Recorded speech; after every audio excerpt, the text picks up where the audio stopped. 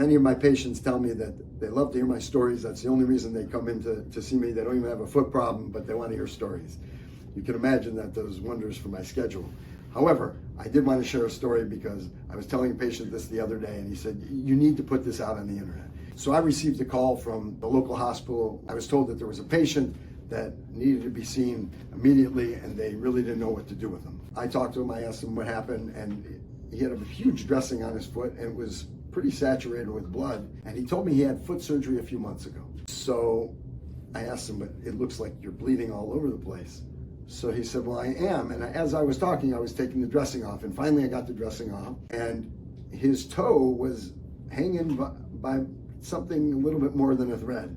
But there was a stream of blood that kept pumping out. Capillary or a small artery had been hit, and it was just pumping across the room. So obviously I quickly covered it up, and I said, explain to me what happened here. His podiatrist had done hammer toe surgery on him. He had a hammer toe that was killing him, and the doctor did surgery on him, but he was still having pain. And he was 4 or 5 weeks out, and he was trying to reach the doctor's office to tell him that he still had pain and he wanted to come in and be seen. And in his words, and they wouldn't see me. They said, it's normal to have pain at 4 or 5 weeks, and give it some time, your appointment's in another, whatever, few weeks. And he was not satisfied with that. I asked him, what'd you do? So he said, I was at my daughter's house, and I went into her toolbox, and I got out a pliers, and I decided I'm just gonna cut this toe off, because if I don't have the toe, it probably won't hurt me. But this guy takes his pliers, puts his toe in there, and crunches down on it. In doing so, he started to separate the toe from the foot. He didn't know that there was a screw going through that toe, and he couldn't get the pliers to cut through the screw. Of course, I asked him, what did you do when you found out there was a screw in there? He said, well, I had a bigger problem because I had this little fine stream of blood that just kept going across the bathtub. And he said, I didn't know what to do with it. And so at this point, I couldn't take him so seriously. He was at his daughter's, he walked down the stairs, and he went into the garage, and he got a wire snip, and he thought maybe he could get through it with that. And then he went back upstairs and went into the bathtub, and he tried again. Why'd you keep going in the bathtub?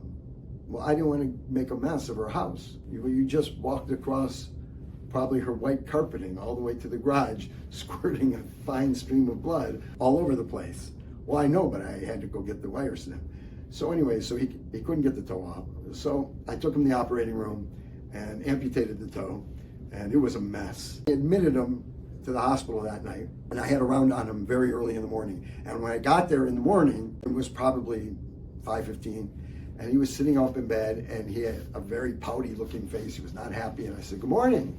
And he said, is this a good morning? I said, it's a great morning. I said, you should be feeling much better. Your toe is already on the way to healing. He said to me, you're not gonna believe what they did. And I said, who is they? He said, the nurses, the hospital, I don't know, somebody.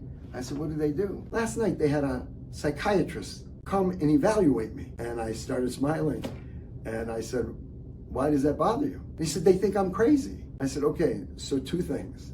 Number 1, they didn't do that. I ordered the psych consult. And he said, you did that? You think I'm crazy? And I said, you tried to cut your toe off in the bathtub of your daughter's house. That's called crazy. So he says, if I didn't have foot surgery, I would get out of the bed and I would take care of you. I said, well, I'm glad that you can. So instead, I took care of you. Everything went on to heal. But even post-operatively, when he came back to my office, he was so upset with me for getting him a psych consult. So I guess the moral of this story is sometimes you can't just be a foot doctor. You have to be a doctor from head to toe.